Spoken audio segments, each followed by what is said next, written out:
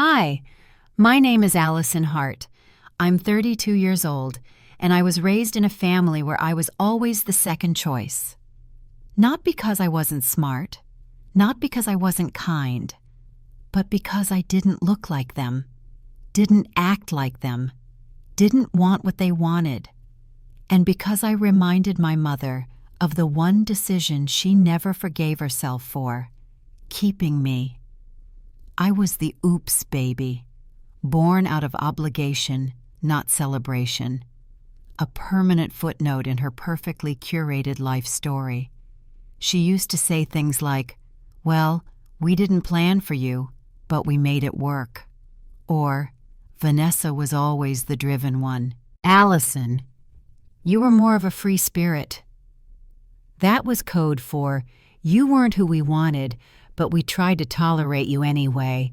I grew up in the shadows of luxury. Designer coats bought for Vanessa each winter while I wore my cousin's hand-me-downs. Private tennis lessons for her, borrowed library books for me. She got praise. I got silence. When I made honor roll 3 years in a row, my father nodded once and went back to reading his newspaper.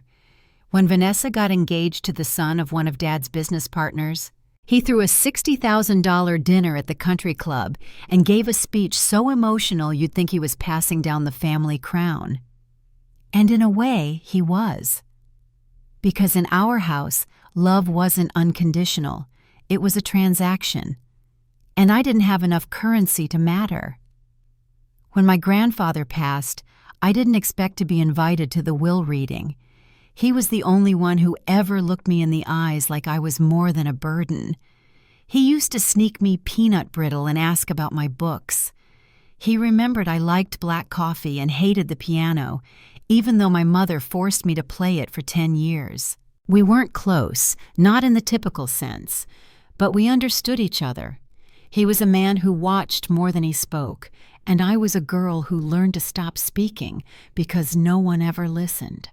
Still, when the formal letter arrived with the law firm's seal, I thought, maybe it's just protocol. Maybe they're being polite, because surely the golden girl Vanessa was getting everything.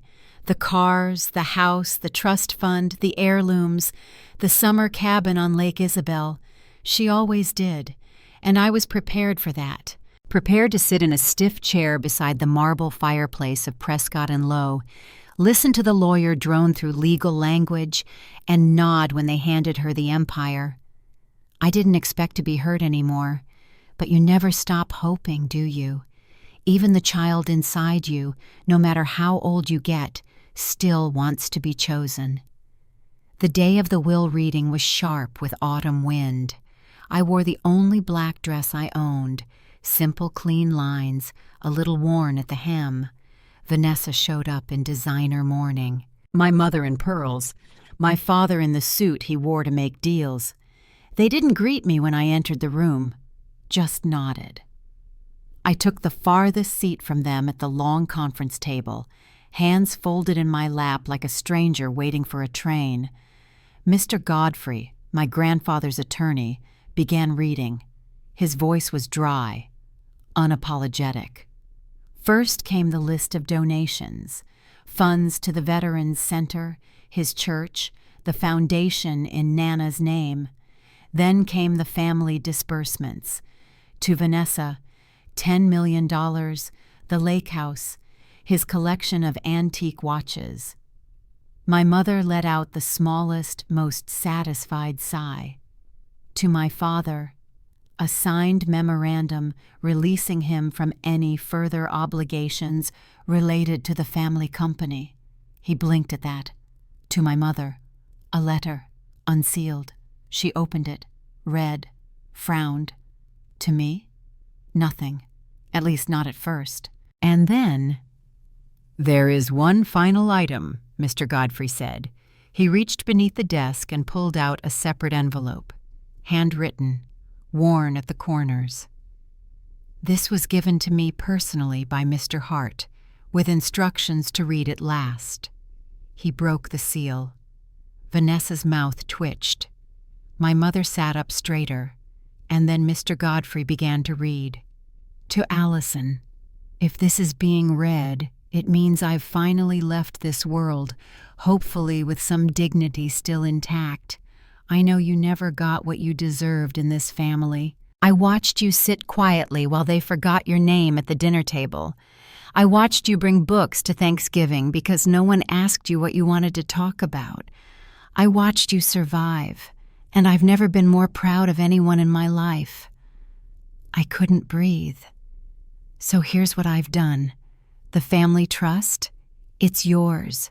The land no one asked about, the one next to the preserve I loved so much, also yours, along with the small business grant I've kept hidden. You always said you wanted to build something. Now you can. I couldn't stop them from being who they are, but I could make sure they couldn't take you down with them. So I did. The room fell into stunned silence. Vanessa's mouth dropped open. My mother's lips pressed into a thin, trembling line. Mr. Godfrey closed the letter with a soft, almost reverent motion. That concludes the reading. Vanessa turned to him, voice sharp, disbelieving. This is ridiculous. That trust was for our family. Mr. Godfrey blinked. And Allison is family. My mother hissed. This must be a mistake. It was notarized, witnessed, and recorded. There are no errors. I didn't speak. I couldn't. Not then. Because for the first time in my life, someone had handed me something no one in my family ever had. Validation, recognition, legacy.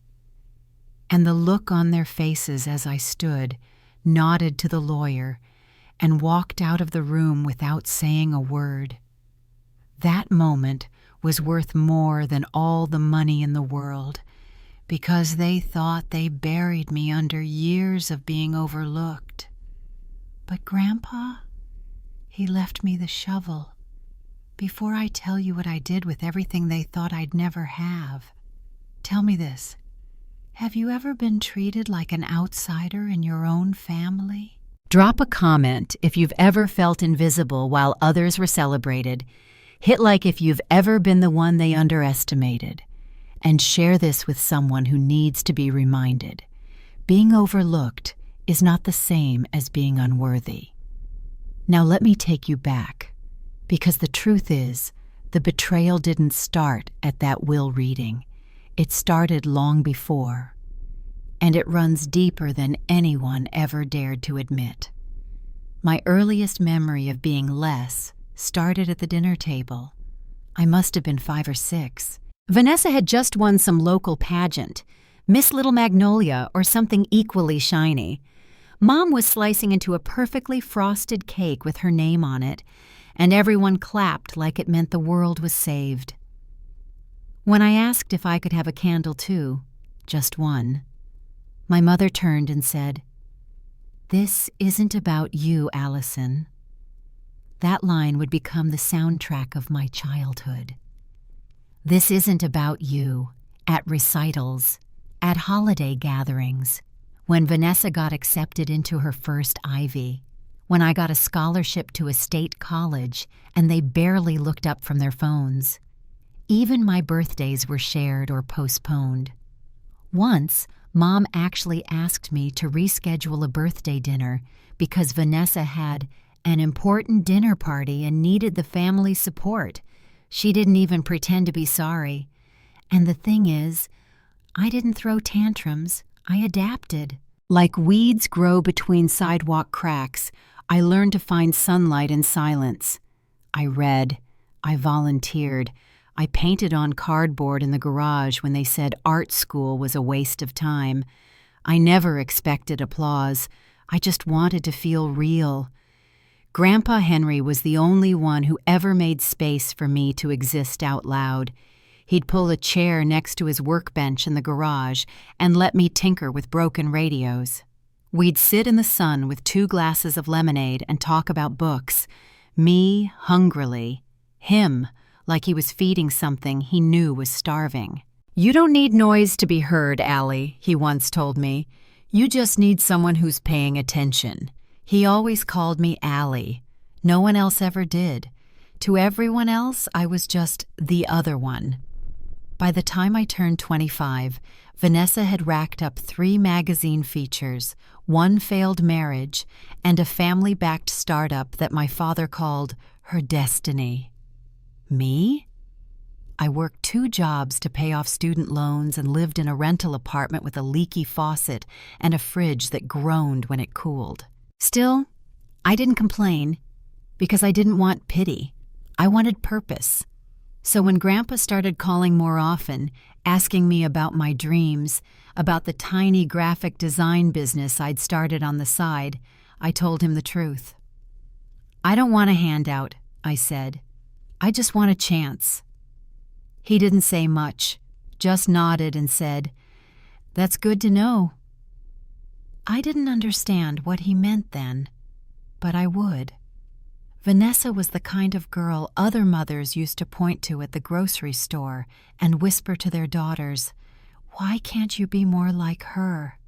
She had that golden glow, the kind that didn't come from kindness or goodness, but from polish, from knowing how to smile with just enough teeth, from practicing how to cry without ruining her mascara. She was built for admiration, and our parents gave it to her like oxygen. Every report card was a celebration, every recital a parade, every boyfriend a future husband, until he wasn't. But no matter how many times she failed, the story stayed the same. Vanessa was exceptional. And I was the shadow she cast without even looking behind her. I remember one Christmas when I was 16. Grandpa gave us each a small gift. Mine was a leather-bound sketchbook. Vanessa's was a pair of pearl earrings.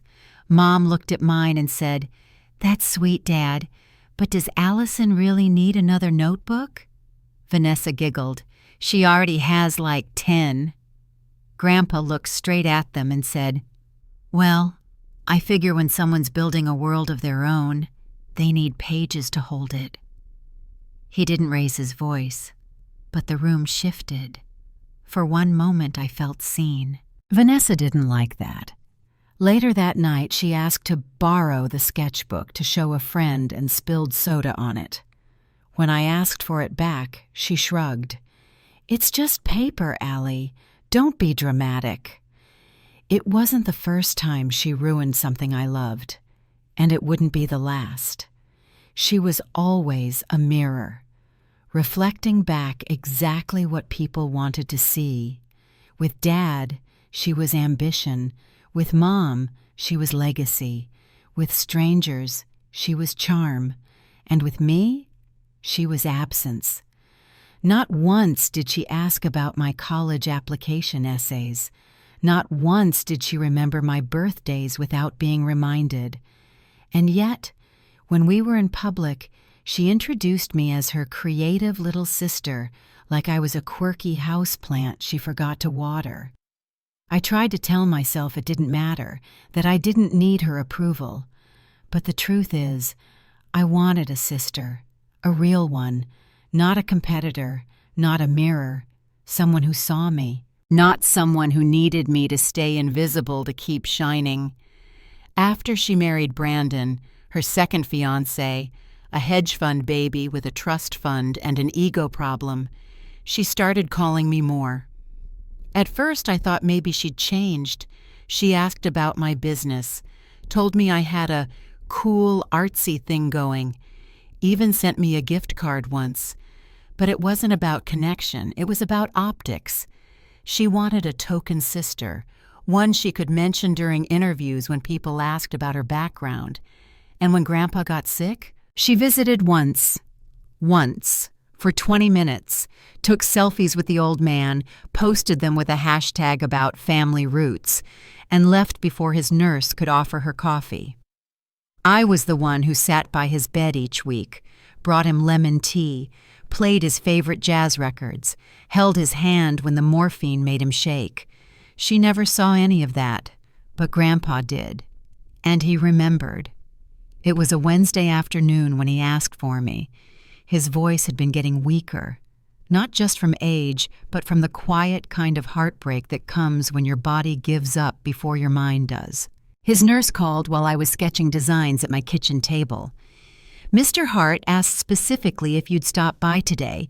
He said to come alone." I didn't hesitate. I dropped everything, packed a flask of tea, and drove across town to the hospice where they'd moved him 3 weeks earlier. It smelled like antiseptic and fading memories. But his room? It smelled like lemon soap and ink. He kept books on the windowsill and a folded flannel shirt draped across the chair where I always sat. When I walked in, he smiled. Barely, but enough. "You made it, Allie." "I'll always come when you ask," I said, sitting down gently beside him.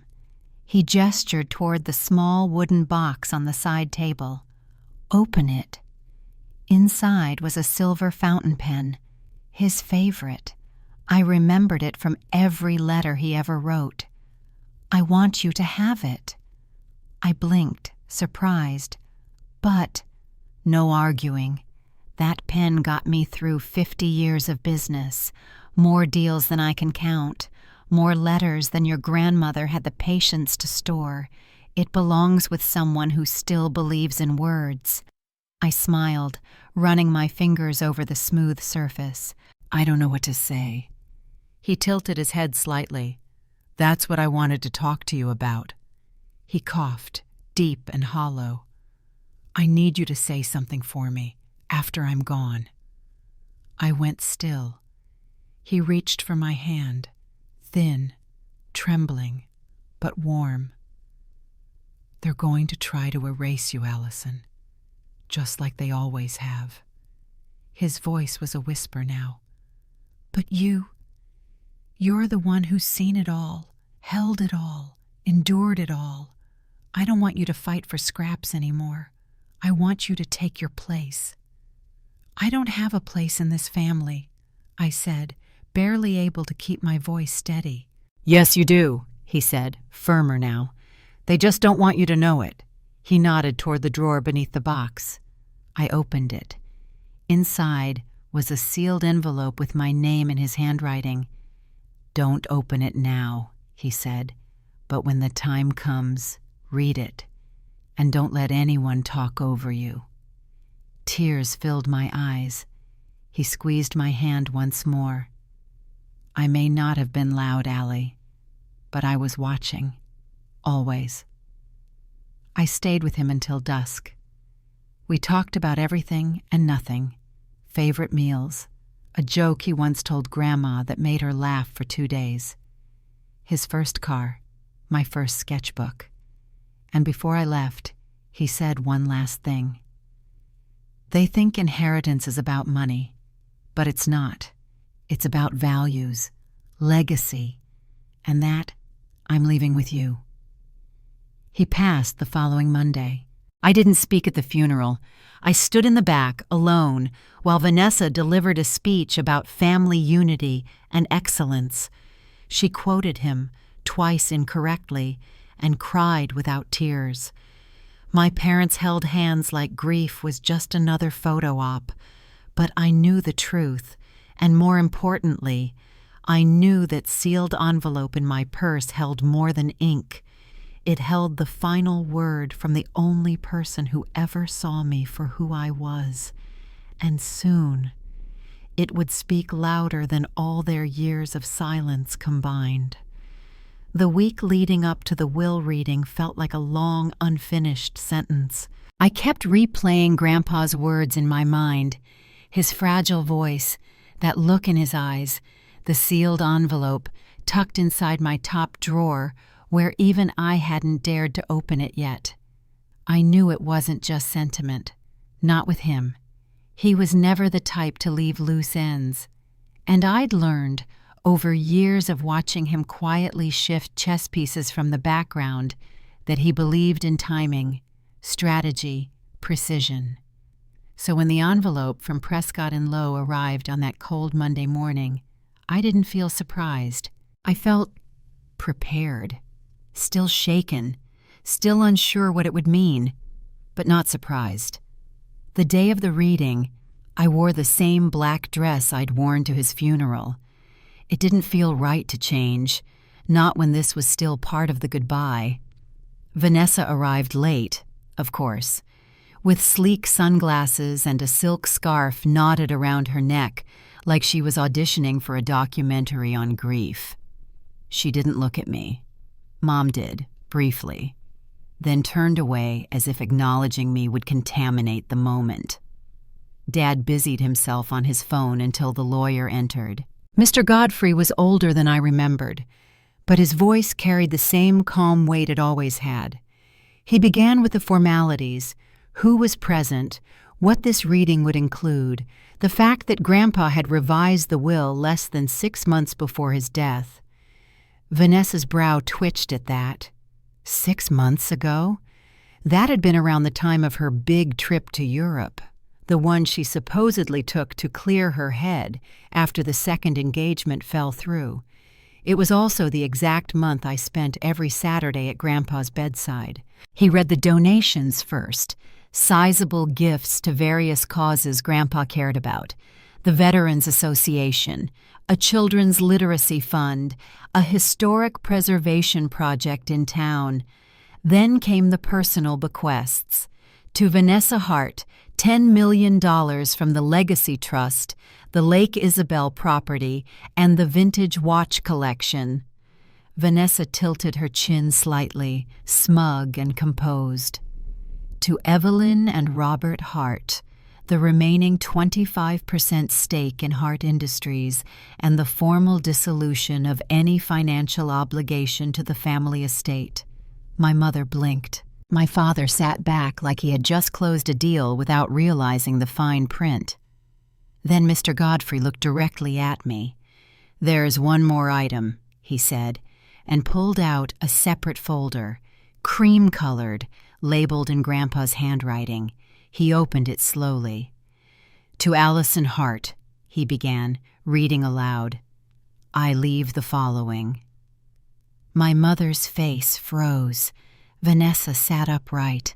I didn't breathe. "To my granddaughter Allison, I leave the family trust in full, including all properties not previously listed. I leave her the business development grant kept under my personal fund to be used at her discretion. I leave her the rights to the Hart name in future endeavors, including sole use of the family crest, and I leave her the land adjacent to the nature preserve, undeveloped and peaceful, because she's the only one who saw its worth." The room fell quiet. My fingers gripped the edge of the chair. Mr. Godfrey continued, "This decision was made in full awareness of how it would be received. I make it not out of spite, but justice. For the one who was overlooked, underestimated, and yet never stopped offering love where none was returned." My mother opened her mouth to speak, then closed it again. Vanessa's eyes were glassy. She whispered, "That can't be right." Mr. Godfrey, ever neutral, simply replied, "It's signed, notarized, and binding." When I stood to leave, no one stopped me. No one called my name. No one even looked me in the eye. And I realized something I hadn't known I'd needed to know. I didn't have to prove anything anymore. Not to them, not to myself, not to anyone. Because I had been seen, truly seen, and what they tried to erase was now carved into stone. It took me 3 days to gather the courage to visit the land he left me, the one adjacent to the preserve, the one no one else had wanted, the one my father used to call a useless patch of weeds. But Grandpa had written it in his letter like it mattered, like it was sacred. So I went. No camera crew, no real estate agent, no for sale sign to stake in the dirt. Just me, a thermos of coffee, and the letter folded in my back pocket, creased now from how many times I'd read it, word for word. It was deeper into the woods than I remembered. off the winding road that led nowhere else. I parked beneath the one oak tree at the edge of the gravel and walked the rest of the way in, and what I found was peace, pure, uninterrupted quiet, a clearing the size of a football field, wildflowers that hadn't been trimmed into neat rows, birdsong, soft earth, a view of the distant river shimmering between the trees, and tucked near the back, a small wooden shed, weathered, hidden.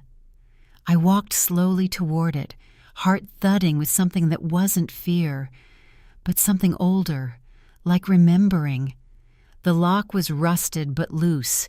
Inside it smelled like dust and cedar, and there on the table was a thick envelope.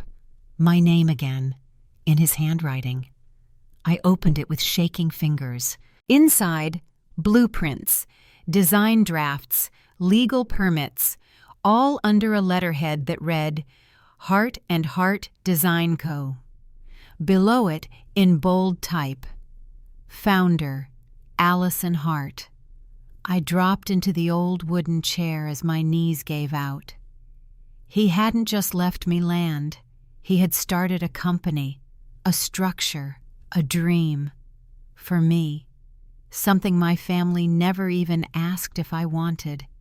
And there, at the bottom of the page, was a sticky note with 5 words. It's yours now. Build it. When I stepped into the kitchen that afternoon, the same kitchen I'd grown up in, same tile, same stiff chairs, same smell of lemon polish and disapproval, something was different. Not the room, me. I had just come from the land they called worthless, but I didn't feel small anymore. I felt steady, and that scared them more than any amount of yelling ever could. Vanessa was already seated, phone in hand, manicured fingers scrolling like it was a nervous tick.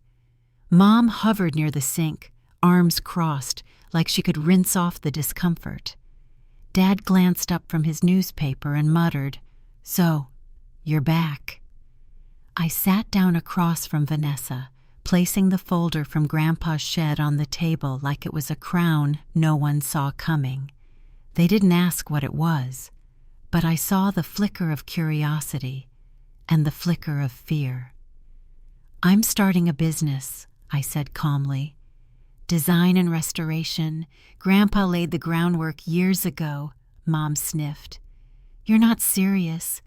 "I am," I replied. "He registered it under my name, secured the land, filed the permits, even wrote up a mission statement."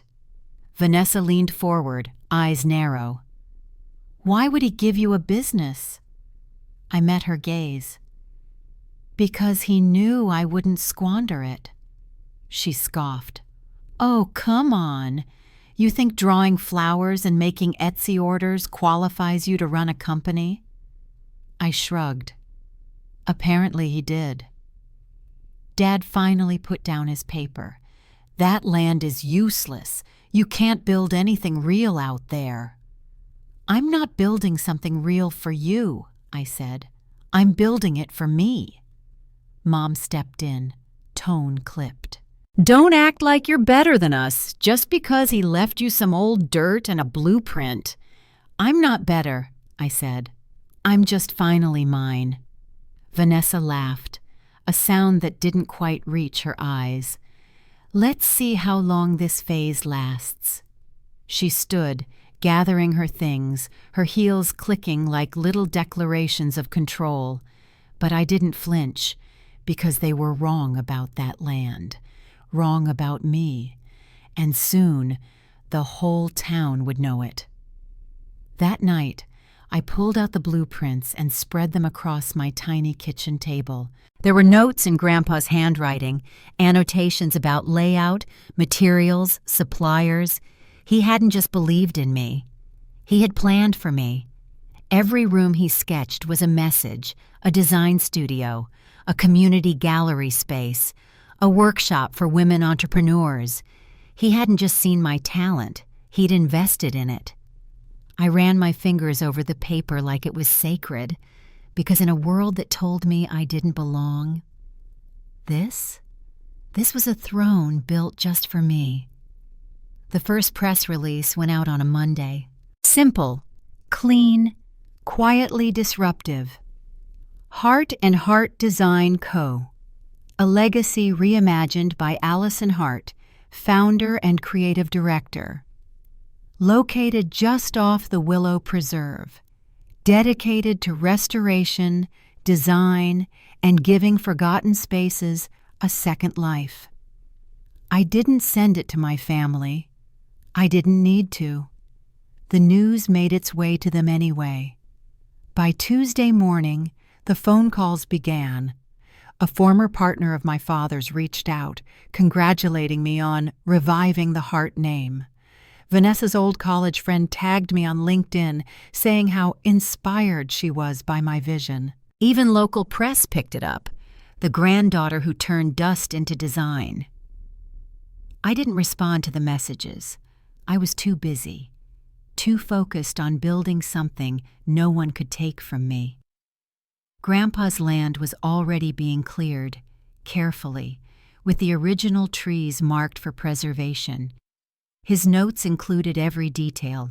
He wanted the space to remain rooted in nature, just as he believed I had always stayed rooted in truth. By Friday, the renderings were complete. By Saturday, the sign went up on the edge of the property. Coming soon. Heart and Heart. I stood in front of it, sun on my face, hands in my pockets, and I felt free. And then I heard tires on gravel behind me. I didn't turn. I already knew who it was. Vanessa stepped out of her car, black BMW, fresh manicure, fury in her heels. She marched over like the land itself had insulted her. "You think this little project is going to make up for everything?" I looked at her. "No," I said. "It doesn't have to. I'm not building it for redemption. I'm building it because it's mine." She laughed bitterly. "You think people care? You think anyone is going to take you seriously with your bargain bin degree and your little garage paintings?" I let the silence stretch. Then I pulled the folder from my bag and held it out. "Do you know what this is?" She didn't take it. "It's the amendment Grandpa added a month before he died, not just to the will, but to the trademarks. He reassigned the Hart family mark, rights, and creative direction entirely to me." Her mouth opened slightly. "That's not possible." "It is," I said, "and it's legal. Grandpa planned for this, Vanessa. He saw you, he saw them, and he left me the keys." She went silent. For once, truly speechless. Then she did what she always did when the curtain slipped. She turned around and walked away, heels cracking against gravel like the sound of a legacy collapsing. I didn't chase her. I had nothing left to prove. Let her go tell them. Let her spin it into something palatable. I let her have it. It's not worth the fight. She was always so desperate. Let her say whatever she needed to survive the fall. I wasn't standing in their house anymore. I was standing on my land. And in the wind, I could almost hear Grandpa's voice. "Don't let them shrink you. Let them watch you grow." The first sign that things had truly shifted came not with a scream, but with a silence, specifically in the family group chat. Yes, we had one.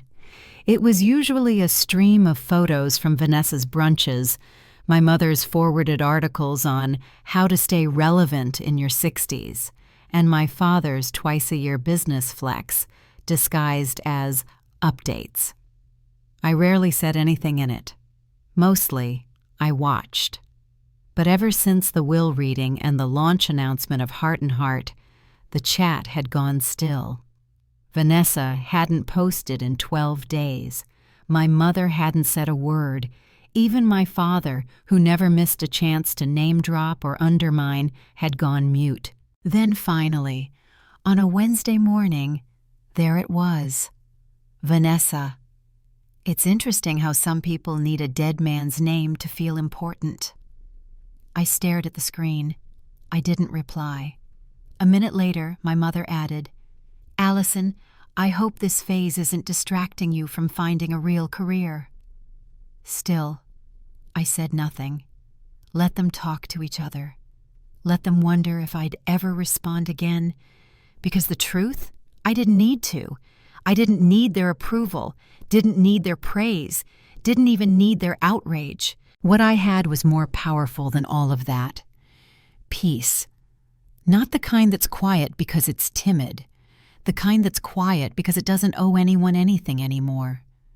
Later that afternoon, I walked into the build site again, boots crunching on gravel, heart beating a little faster. The foundation was being poured. The outlines of the main building were starting to take shape. I looked at the blueprint pinned to the wall of the trailer. Studio, workshop, gallery, library, my life, built out of every moment they told me I didn't belong. And now, people were emailing. Women from the community, young designers, retired artists. They wanted in, not because of my last name, but because of what I was building, because of who I had become. Not in spite of my silence, but because I had learned how to use it like armor. It started with one email, then 2, then 20. By the end of the week, I had over 100 messages in my inbox. Some were simple. Do you offer internships? Can I rent space in the studio when it's ready? I'd love to donate materials. Where can I send them? Others hit deeper. I followed your story in the paper. Your grandfather was a good man. It makes sense he left it to you. I was in your AP art class. You probably don't remember me, but you always had this quiet fire. Glad to see it finally got some air. I wish someone had believed in me the way he believed in you.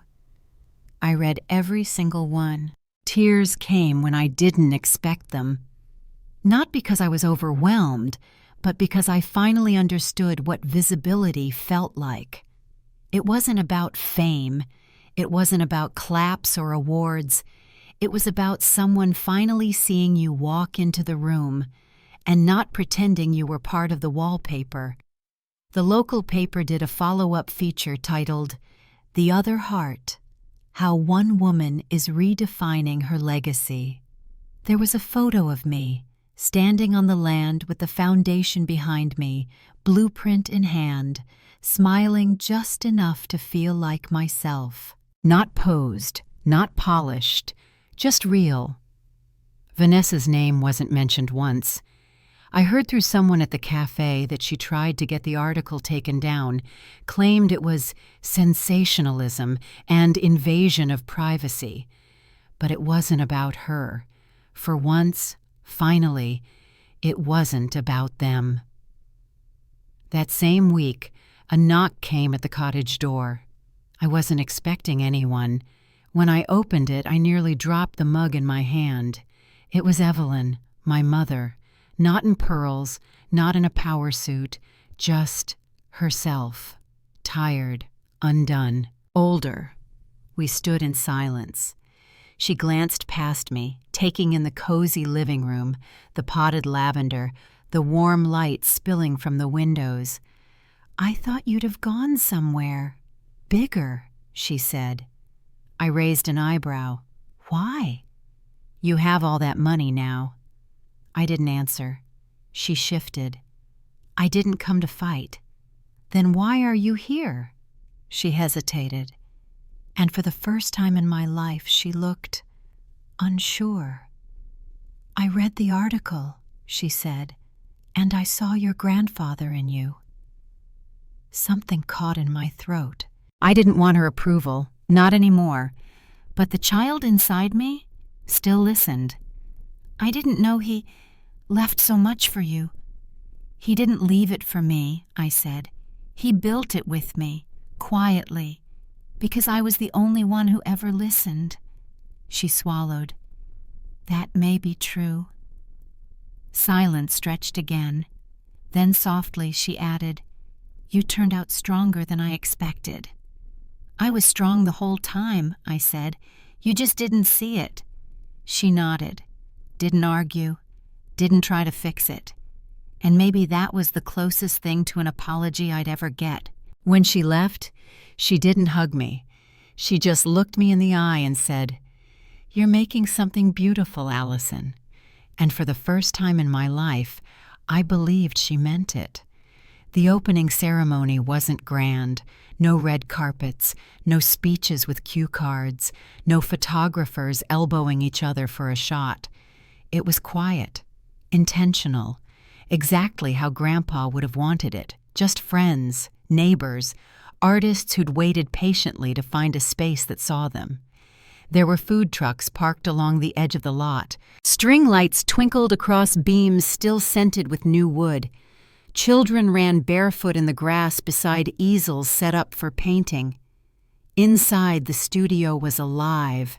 Canvases lined the walls, sketchbooks spilled over long tables, laughter danced between brushstrokes and storytelling. The gallery room held Grandpa's old pocket radio, still working. Jazz played softly beneath a photo of him and me, taken when I was 10. He wore suspenders. I held a screwdriver twice the size of my hand. Below the photo, a small plaque read, To the ones who were never chosen, build anyway. I stood just inside the threshold, watching it all unfold. People I'd never met thanked me, hugged me, told me they hadn't picked up a paintbrush in years until now. And through it all, I felt a stillness settle inside me, not silence, but completion. The arc had closed, and then I saw him, standing just beyond the row of wildflowers near the edge of the preserve, gray at the temples. Same jacket I remembered from holidays, hands folded, eyes distant. My father. I didn't move toward him, didn't call out. I waited. He took his time crossing the gravel, stopped 2 feet in front of me. He looked around, slow, deliberate. Then quietly, It's more than I imagined. I nodded. He let out a slow breath. I always thought you were wasting your time. I said nothing. Your grandfather, he saw something I didn't. I raised an eyebrow. You didn't want to see it. He nodded. There was no defense, no excuse, just a long pause. Then, finally, You earned this. Not an apology, but not a dismissal either. It wasn't what I had wanted all those years ago. But standing there, surrounded by everything I had built without them, it was more than enough, because the truth was, I didn't need him to rewrite history. I'd already written something better, something they could never edit, erase, or take credit for. That night, after everyone had gone and the lights dimmed low, I walked the length of the studio barefoot. It smelled like sawdust and paint, like something born from grit instead of applause. I stood beneath Grandpa's photo, touched the frame gently, and whispered, I did it, Grandpa. They thought I didn't belong, but you knew, and now the whole world does too. The first time I felt free was in a moment so small, so ordinary, no one else would have noticed it. I was sipping coffee, alone, on the porch of the cottage. Sunlight spilled across the floor. No meetings to rush to, no parents to impress, no comparison in sight. Just me, my cup, the morning breeze, and silence that didn't sting anymore. I used to fill my time trying to prove I mattered. To them, to the world, even to myself. But now, I didn't need to, because what I'd built with Grandpa's trust wasn't just a company. It was a place for all the forgotten ones, a space for the overlooked, a foundation laid not with concrete, but with belief. The gallery was open now 3 days a week. The design studio booked solid through spring. Local students had begun volunteering on weekends. We were teaching classes, hosting workshops, planting seeds. One of the interns, Marcy, just 19, once pulled me aside after class. She said, "You make it feel okay to take up space." I smiled at her, but those words? They hit something inside me so deep, I had to excuse myself for a moment to breathe. Because that's all I ever wanted, to feel like I was allowed to be, not earn it, not shrink for it, not apologize for it, just be. I started journaling again, not for business, not for therapy, just for me.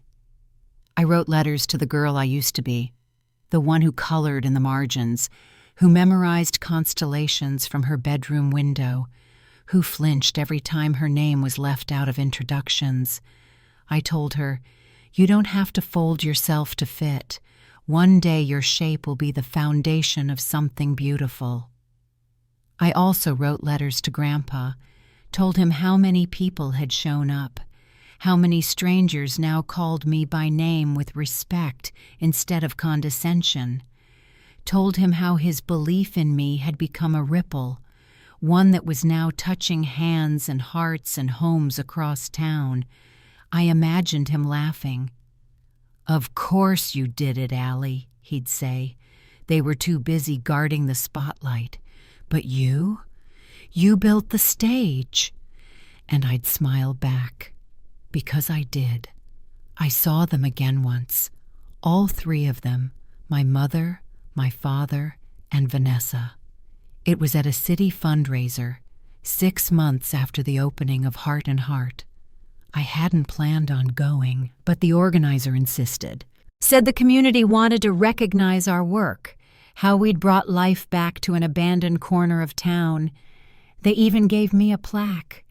And there they were, across the room, holding glasses of champagne like the past hadn't happened. My father gave a stiff nod. My mother looked me up and down like she was measuring success in the brand of my shoes. And Vanessa, she looked tired. Not physically, soul tired. The kind of tired that sets in when the applause fades and you realize the performance was never who you truly were. She approached me later that evening, her voice softer than I remembered. "So, you made it," she said. "I did," I replied. She hesitated. "Are you happy?" I studied her face, not for approval, not for guilt, just for truth. "I'm at peace," I said. She blinked. "What's that like?" I smiled gently. "It's quiet, and I wouldn't trade it for anything." She looked away, then nodded, and walked off into the noise. That was the last time I saw her. No big fight, no dramatic confrontation, just a quiet moment between two people who had spent their lives playing roles in a family script neither of us wrote. And in that moment, I realized, closure doesn't always come with fireworks.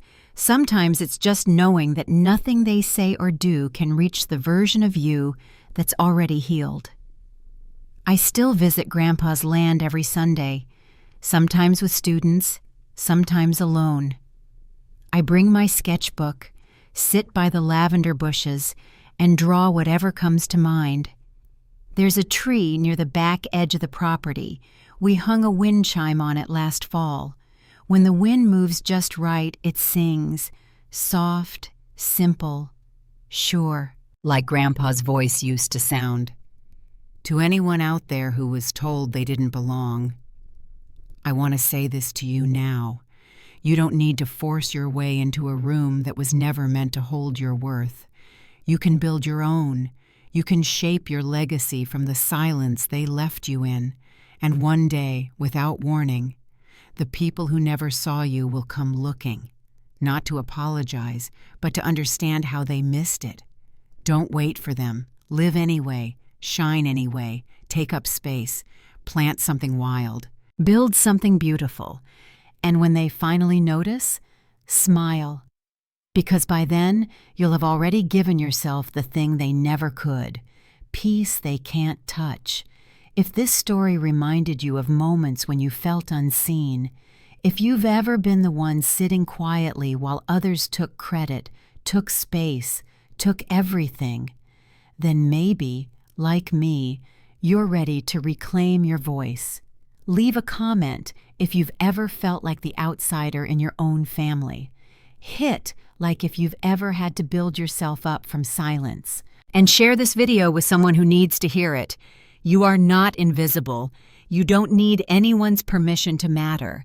You don't need their applause to begin. Start with what you have. Start in the quiet. And one day, they'll look back, shocked at how wrong they were. But by then, you'll be standing in something they can't take credit for, something they never saw coming. Subscribe for more stories of quiet strength, unspoken battles, and beautiful revenge built from grace. Because sometimes, the best revenge isn't revenge at all. It's peace.